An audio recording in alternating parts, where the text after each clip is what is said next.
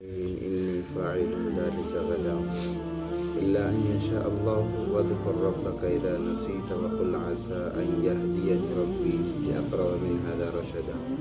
ولبثوا في كهف 300 سنين وازدادوا 9 قل الله أعلم بما لبثوا له غيب السماوات والأرض أبصر به وأصلح ما له من دونه من ولي ولا يشرك في حكمه أحدا صدق اللہ العظیم۔ جیسا کہ گزشتہ کل بات آئی، مکے کے اندر نبی پاک صلی اللہ علیہ وسلم کے پاس سرداروں نے 3 سوال کیے، روح کے متعلق، ذوالقرنین کے متعلق اور اصحاب کہف کے متعلق۔ تو آپ صلی اللہ علیہ وسلم کے پاس جیسے یہ سوال آئے، آپ صلی اللہ علیہ وسلم نے کہا کہ میں کل بتاؤں گا، جس کے اندر انشاءاللہ کو شامل نہیں کیا، جس کی وجہ سے 15 دن تک وہی رکی رہی۔ پھر دوسرے دن وہ لوگ آئے اور آ کر کہنے لگی کہ آپ بتاؤ، کل آپ نے وعدہ کیا تھا۔ پھر نبی صلی اللہ علیہ وسلم وہی کا انتظار کرتے رہے کہ ایسے ہی 15 دن گزر گئے، تو مکے کے اندر یہ آوازیں ہونے لگی کہ یہ تو اپنی بات میں سچے نہیں ہیں۔ پھر اللہ تبارک و تعالیٰ نے اس صورت کو نازل کیا اور وجہ بتائی، وَلَا تَقُولَنَّ لِشَيْءٍ إِنِّي فَاعِلٌ ذَلِكَ غَدًا، کہ آپ نہ کہیں کسی چیز کے بارے میں انی فاعل ذلک غدا، کہ میں کل کروں گا، الا ان یشاء اللہ، مگر یہ کہ کہے کہ اگر اللہ چاہیں گے تو میں انشاءاللہ کل بتاؤں گا۔ واذکر ربک اذا نسیت وقل عسیٰ، یاد کرو اپنے رب کو جب بھول جاؤ، وقل عسیٰ، اور کہو ان یہدینی ربی، ان قریب میرا رب مجھے ہدایت دے گا، لاقرب، یہ زیادہ قریب، من ھذا رشدا، بھلائی کے۔ اس میں یہ معاملہ ہوا تھا کہ نبی صلی اللہ علیہ وسلم چونکہ انسان تھے تو نسیان، بھولنا، یہ آپ صلی اللہ علیہ وسلم کے اندر بھی تھا۔ حضرت آدم علیہ السلام سے جو بھول ہوئی، ان کے ضمن میں یہ ایک انسانی فطرت بن گئی بھولنا، اور وہ اللہ کی طرف سے ہے، کیونکہ اگر انسان کے اندر بھولنا نہیں ہوتا تو انسان حالات کو کبھی نہیں بھولتا اور خوشی کو بھی کبھی نہیں بھولتا۔ حالات کو اگر ہمیشہ یاد رکھے گا تو ڈپریشن میں چلے جائے گا اور اپنے آپ کو ختم کر لے گا۔ خوشی کو ہمیشہ یاد رکھے گا تب بھی خوشی انسان کی تباہی کا ذریعہ بن جاتی ہے۔ تو اللہ تبارک و تعالیٰ نے اس میں نبی صلی اللہ علیہ وسلم کی صفت بیان کی ہے کہ آپ انہیں میرے ساتھ نہ جوڑیں، بلکہ وہ بھی آپ کی طرح ایک انسان ہیں، ان سے بھی بھول ہو جاتی ہے۔ تو ایک مرتبہ نبی پاک صلی اللہ علیہ وسلم ظہر کی نماز پڑھا رہے تھے، 4 کے بجائے 2 رکعت پڑھا دی۔ اب 2 رکعت کے بعد میں سلام پھیر دیا۔ تمام صحابہ موجود ہیں، کسی کی ہمت نہیں ہے بولنے کی کہ آپ نے 2 رکعت پڑھائی ہے۔ ایک صحابی ہیں حضرت خرقان، جن کو ذوالیدین اور ذو شمالین بھی کہا جاتا ہے۔ ان صحابی نے ہمت کی اور کہا کہ اللہ کے نبی صلی اللہ علیہ وسلم، کیا آج سے نماز ظہر کی 2 رکعت ہو گئی ہے یا آپ بھول گئے ہیں؟ تو پھر نبی صلی اللہ علیہ وسلم نے کہا ایسا تو نہیں ہے، میں نے 4 رکعت پڑھائی ہے۔ کہا کہ نہیں، آپ نے 2 رکعت نماز پڑھائی ہے۔ پھر نبی صلی اللہ علیہ وسلم نے دوسرے صحابہ سے پوچھا، تو ان کے پوچھنے کے بعد صحابہ کے اندر بھی ہمت آئی اور انہوں نے کہا کہ ہاں اللہ علیہ وسلم آپ نے 2 رکعت پڑھائی ہے۔ تو پھر نبی صلی اللہ علیہ وسلم نے کہا کہ چونکہ میں بھی ایک انسان ہوں، جب میں بھول جاؤں تو مجھے یاد دلا دیا کرو۔ اس کا تذکرہ ہو رہا ہے، وَاذْكُرْ رَبَّكَ، اور یاد کرو اپنے رب کو، اِذَا نَسِيتَ، جب تم بھول جاؤ، وَقُلْ عَسَىٰ، اور کہو ان قریب، ان یہدینی ربی، میرا رب مجھے ہدایت دے گا، لِأَقْرَبَ مِنْ هَذَا رَشَدًا، یہ زیادہ بھلائی کے قریب ہے۔ وَلَبِثُوا فِي كَهْفِ 300 سِنِينَ وَازْدَادُوا 9، وَلَبِثُوا فِي كَهْفِهِمْ، اور وہ ٹھہرے غار کے اندر 300 سنین،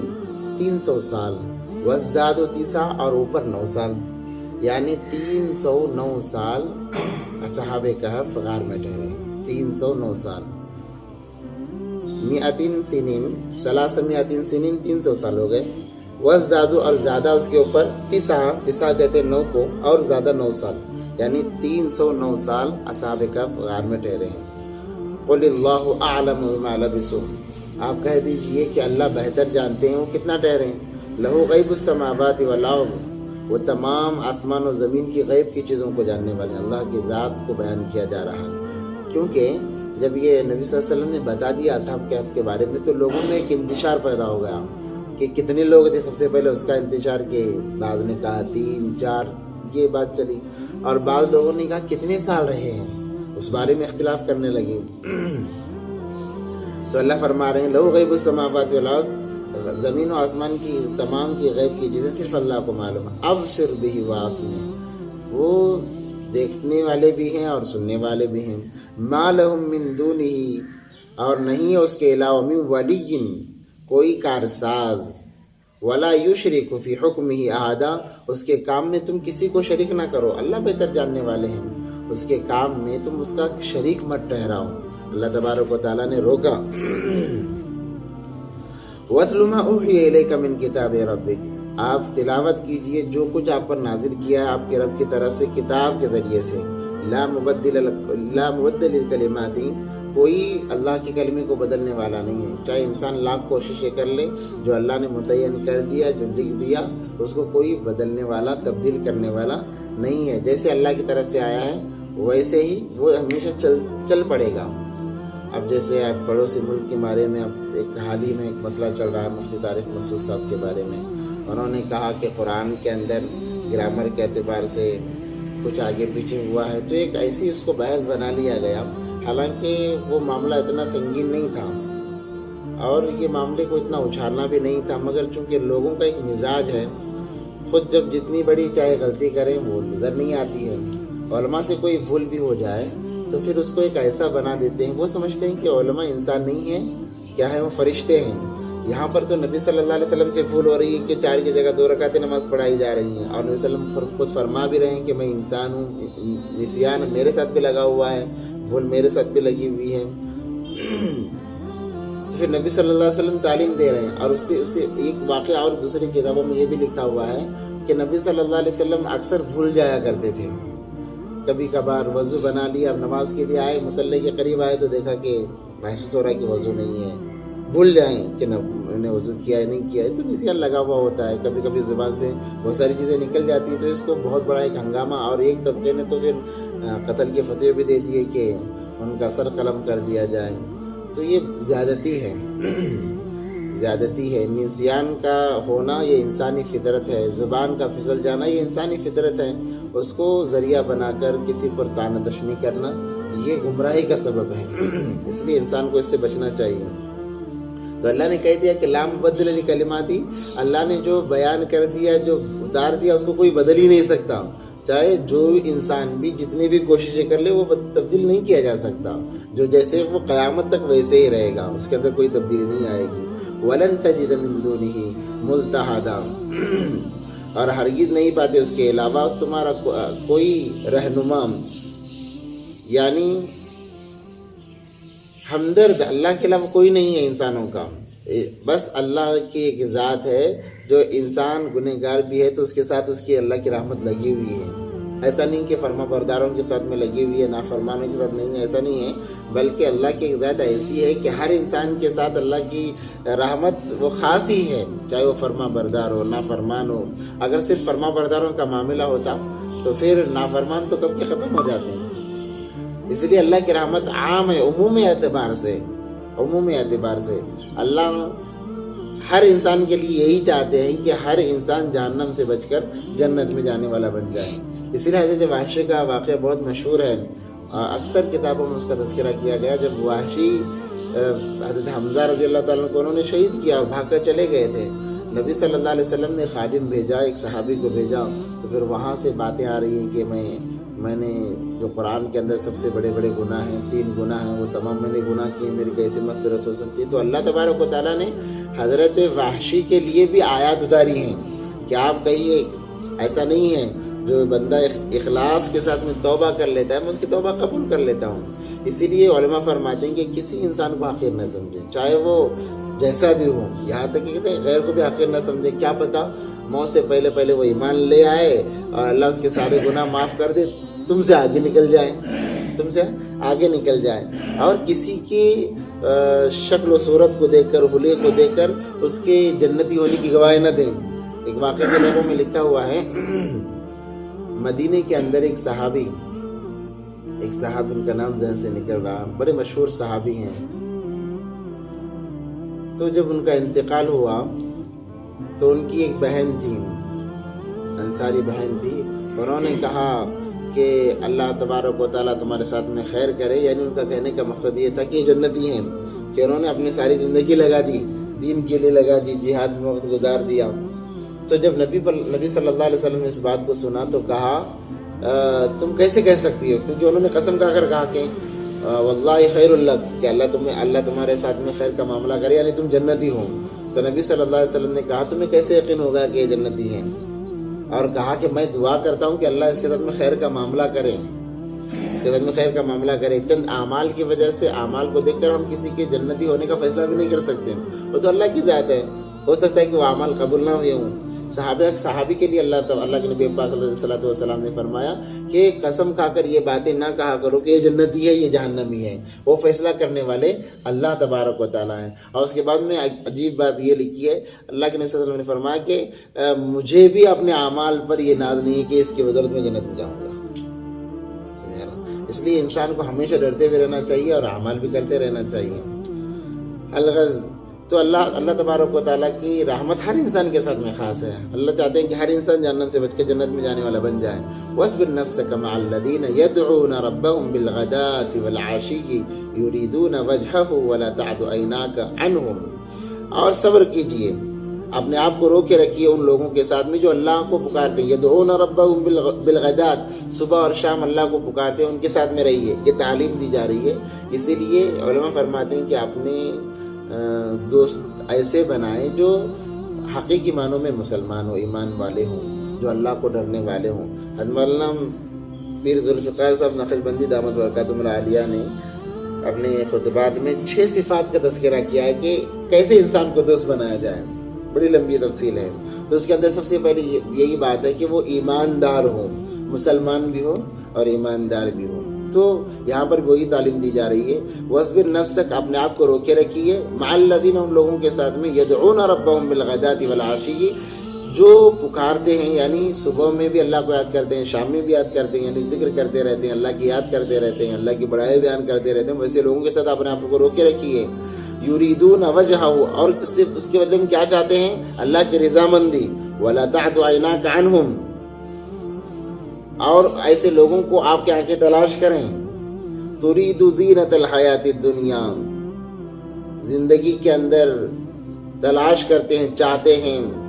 زینت کو چاہتے ہیں۔ ولا تطع من اغفلنا قلبه عن ذکرنا، اور ولا تطع من اغفلنا، اور کہا نہ مان، ان کی باتوں کو نہ مان، ایسے لوگوں کی جن کے دل غفلت والے ہیں۔ اغفلنا کہتے ہیں غفلت کو، اغفلنا قلبه عن ذکرنا، ہماری یاد سے جن کے دل غفلت میں ہیں، یعنی ان کے دل مجھے یاد نہیں کرتے، آپ ان کی اطاعت نہ کریں، یعنی ان کو دوست نہ بنائیں۔ واتبع هواه وكان امره فرطا، اور ایسے لوگوں کو جو نفس پرست ہوں، نفس پرستوں سے بھی اپنے آپ کو دور رکھیں۔ وقل الحق، اور کہہ دیجئے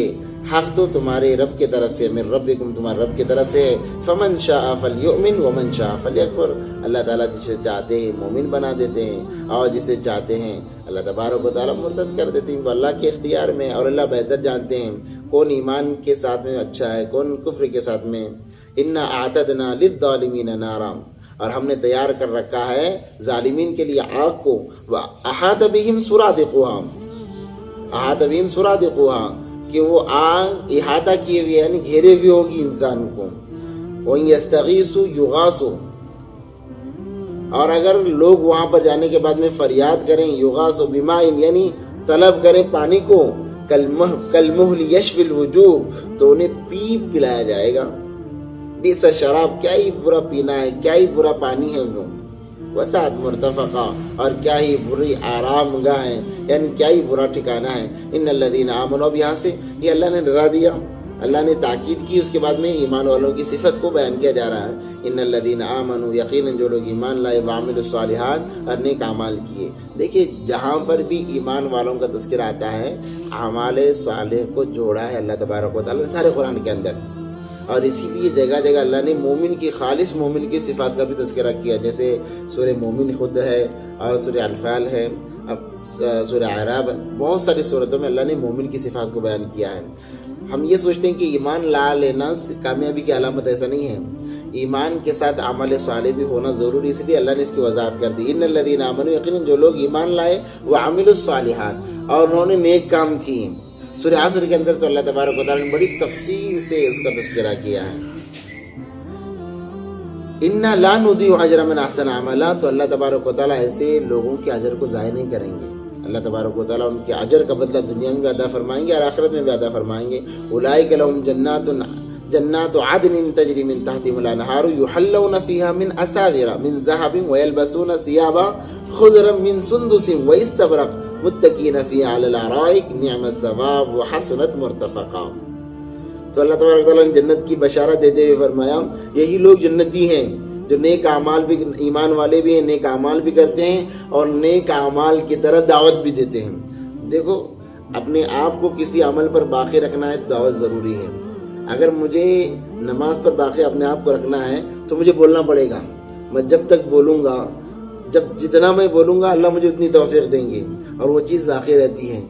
تذکرہ کسی کام کے ختم کرنے کے لیے اس کا تذکرہ ختم کر دو، کام بھی ختم ہو جائے گا۔ ڈاکٹر ہے، وہ ڈاکٹری کے اعتبار سے جب تک بولتا رہے گا وہ اس کے اندر ترقی بھی کرتا جائے گا، وہ چیز باقی رہے گی، اور اس کے متعلق بولنا چھوڑ دے وہ چیز خود بخود نکل جائے گی۔ اس لیے اپنے آپ کو کسی چیز میں باقی رکھنا ہے تو اس کا تذکرہ کرو، آپ جتنا تذکرہ کرو گے وہ چیز اپنے اندر باقی رہے گی، اس کا تذکرہ چھوڑ دیں گے وہ چیز ختم ہو جائے گی۔ تو اللہ تبارک و تعالیٰ نے فرمایا اولئک لهم جنات عدن تجری، یہی لوگ جنتی ہیں، یعنی باغات میں ہوں گے، جنت سے مراد باغات میں ہوں گے، جن کے نیچے تجری من تحتہم الانہار، جن کے نیچے نہریں بہ رہی ہوں گی، یحلون فیہا من اساور، وہاں پر ان کو کنگن اساور کہتے ہیں کنگن کو، وہاں پر ان کو کنگن پہنائے جائیں گے، کیسے؟ من ذہب، سونے کے، ویلبسون ثیابا، اور کپڑے پہنائے جائیں گے، خضرا، خضر کہتے ہیں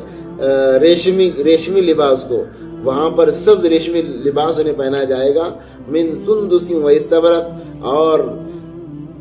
وہ استبرق متقین، اور وہ تکیہ لگائے ہوئے بیٹھے ہوئے ہوں گے۔ کل قیامت کے دن جب نفس نفسی کا عالم ہوگا تو یہ لوگ جو ایمان والے ہیں، اعمال صالح کرنے والے ہیں، لوگوں کو دعوت دینے والے، اللہ کی طرف بلانے والے ہیں، ہاں طریقہ چاہے جو بھی ہو،